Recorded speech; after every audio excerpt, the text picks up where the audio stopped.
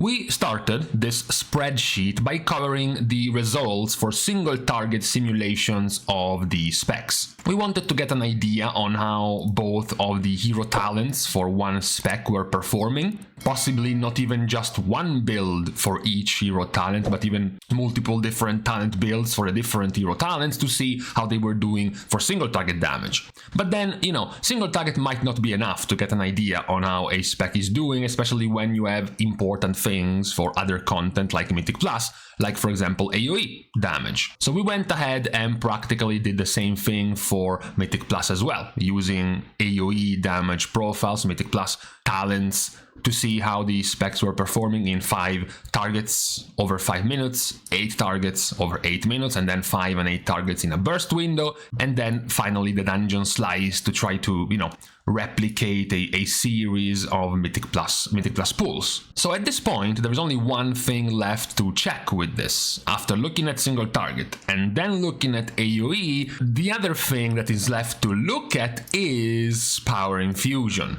An often very divisive talent and ability, perhaps even more now with the addition of Augmentation Evoker, which can further empower the targets receiving Power Infusion.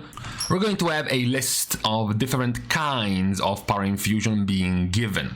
For now, we are starting with the default use of Power Infusion. We have the ideal use of Power Infusion, which is using PI when it lines up with each of the specs cooldowns. So for example, if we took the results of Unholy Decay that you have right here, when they receive PI, you can pick one of the results and see that Power Infusion in here was being given out every 134 seconds. Even though Power Infusion has a 2-minute cooldown, you were waiting a bunch more to get it in line with its CDs. Meanwhile, if we go to the Power Infusion 5-minute fight on CD in this case is going to mean that Power Infusion is being given practically just every 2 minutes on the dot. So if you look at the Power Infusion here, the gap will be, every 120 seconds every time. This is to, simulate the situation where you're playing, for example, with a Shadow Priest playing with Void Eruption on a 2-minute CD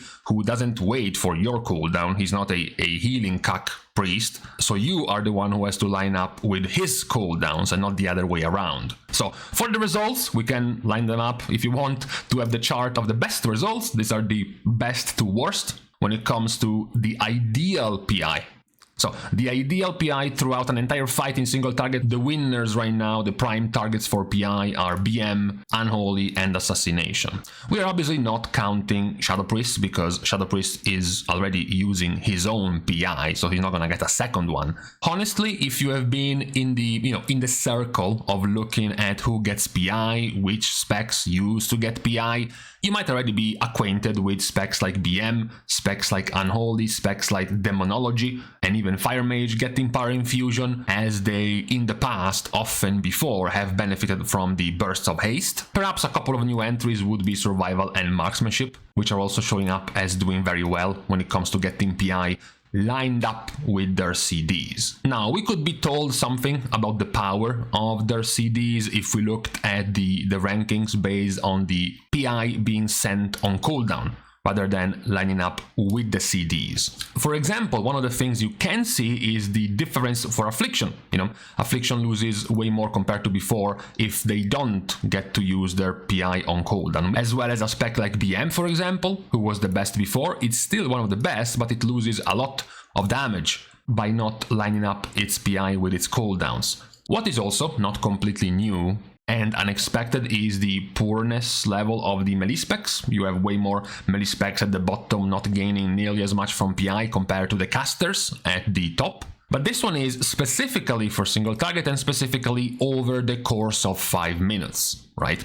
But what happens if what you care about is just how strong PI is when it's being used? So specifically on its usage. So we are talking about Power Infusion in a 40-second opener in single target, because, as I very nicely explain, sometimes burst damage is relevant for a particular phase, a particular ad you want to kill very quickly. So it doesn't matter if the overall damage of a certain spec with PI will be higher than this. DPS. What you care more is to do more damage in this small window. Imagine if in a Myrdra's Sail on Fyrakk in phase 2 you have trouble killing the Infernals before they wipe the raid. Then what you care about is a PI that can help you kill those 2 Infernals in 1 minute. You don't care about if a different spec could gain more getting 4 different PIs over the course of a fight. What is more important to you at that moment is the damage to those Infernals in that small window.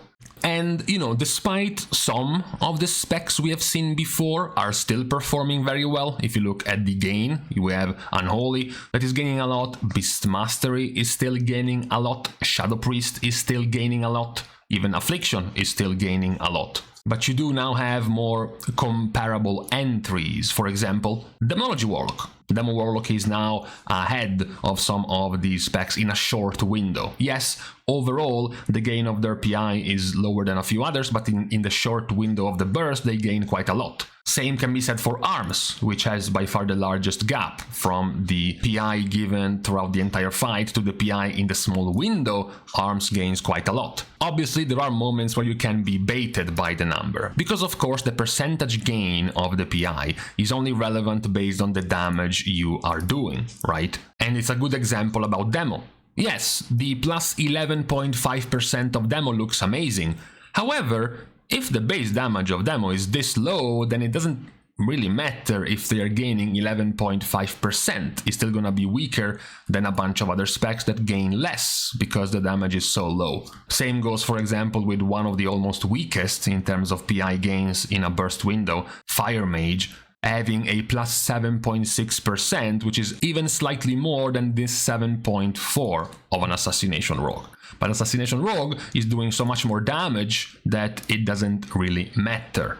So that's why it's relevant not just to look at the PI gains over the course of a fight, also about the PI gains in the course of 40 seconds and how much you are gaining, not just in a percentage, because that might be misleading since your base damage is too low. Then of course there might also be some other interesting point about the PI gains, which is in AoE, right? So in this case we are talking about a 40-second opener on 8 targets meant to replicate big Mythic Plus pulls. You're unlikely to use, you know, some PI, some Bloodlust and big pulls on only 5 targets in Mythic Plus. It's more likely that you're pulling 3 or more packs together. Some of the small fries will die very early, so you will be left with maybe 7 to 8 to 9 targets for a bit, and that's what we are simulating in terms of burst damage. In here again there is a difference, not just in the percentage you are gaining but also in the flat number you are gaining. So again, if you were to look at the DPS gain, besides this enhancement shaman, which is actually 1 million, it's not 100,000, it would be right over here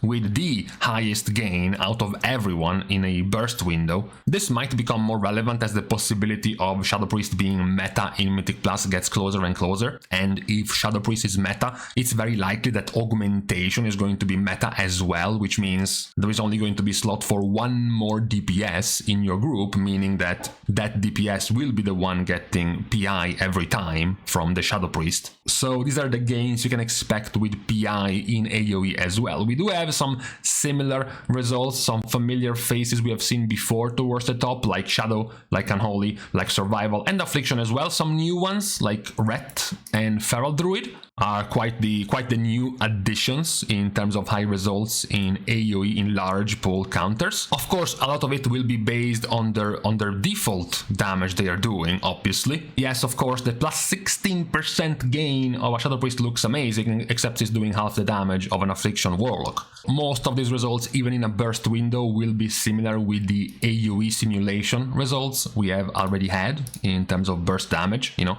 Unholy, Affliction, Enhancement, Elemental, and Frost. Over here we have Unholy, Affliction, Enhancement, Frost, and not Elemental. That's the only one that's off compared to the other sims we have had without PI, as Elemental Shaman is overall a pretty mediocre target for Power Infusion.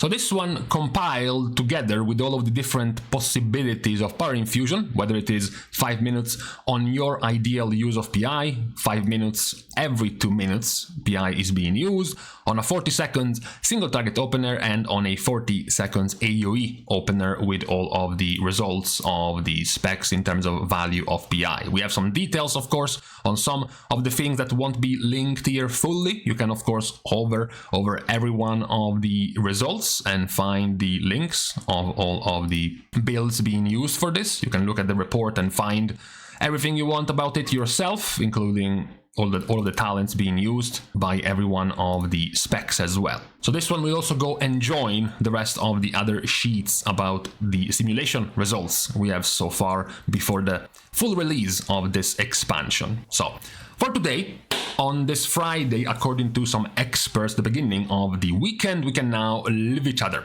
We're starting once again the goodbyes by thanking everyone for having watched the video, as well as for supporting completely for free by liking and commenting down below, subscribing to the channel itself, as well as, of course, for everyone who wants to keep track of all of these helpful and useful links and sheets and details about the expansion, you can come over and join in the Discord, where you will find many of these links compiled all together. So, with this out of the way, it's now time to leave each other. Thanks, of course, guys, for watching. See you guys tomorrow, and in the meantime, alright, I'm looking at the weather. I see 33, 32, 32, 33, 33, 29 is on the 8th of September.